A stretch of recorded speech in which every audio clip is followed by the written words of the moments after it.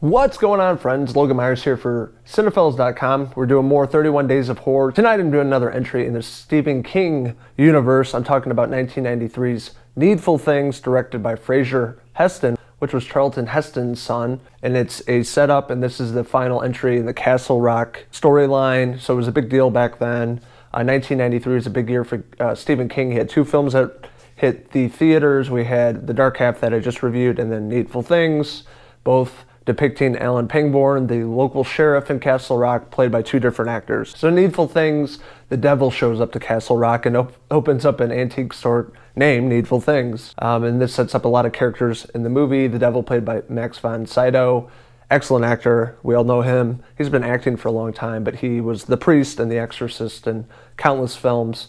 And we have Ed Harris, which was a big deal back in the 90s, Apollo 13. He was an A-list actor back then, so it was cool that he played Alan Pangborn in this film and not Michael Rooker, thank God for that. The setup of the film with the devil, played by Max von Sydow. He plays Leland Gaunt. He shows up in this town, opens up Needful Things, the antique store. The devil, or Leland, will give anybody in Castle Rock whatever they desire in return of favors. With that being said, it brings up a lot of characters in this film. J.T. Walsh is probably my favorite character in this film because you see the ultimate demise of his character from the beginning of the film to the end. They all dive off the deep end and they turn against one another, and that's the whole point of, the demon or the devil or Satan in this movie.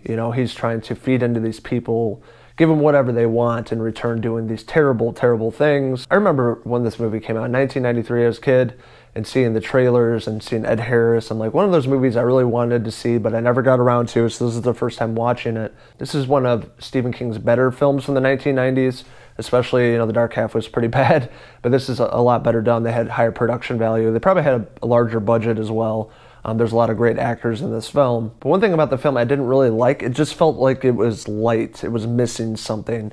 This movie's 2 hours long, and then after doing some research after watching the film, I guess there is an extended cut that's much better. It's 3 hours long, which makes sense because it felt really choppy. The theatrical cut, I thought it was more the directing, but I guess there was an extended cut throwing more about Castle Rock and the characters within this town. A take on the apocalypse with the devil showing up in Castle Rock and the townspeople getting whatever they want and seeing what happens to them, and the chaos and the anarchy and the death and murder and everything that takes place in this film. You see the downfall of all these characters and why it all happens because of this demonic entity. Alan Pangborn being out of the situation, not being associated with some of the townspeople. Alan Pangborn does find out that he is indeed the devil, and they have to stop him once and for all before it really becomes the apocalypse. Ed Harris as his character of Sheriff Alan Pangborn, he was really convincing, really great performance. He was probably one of the best stand-up performances in the film,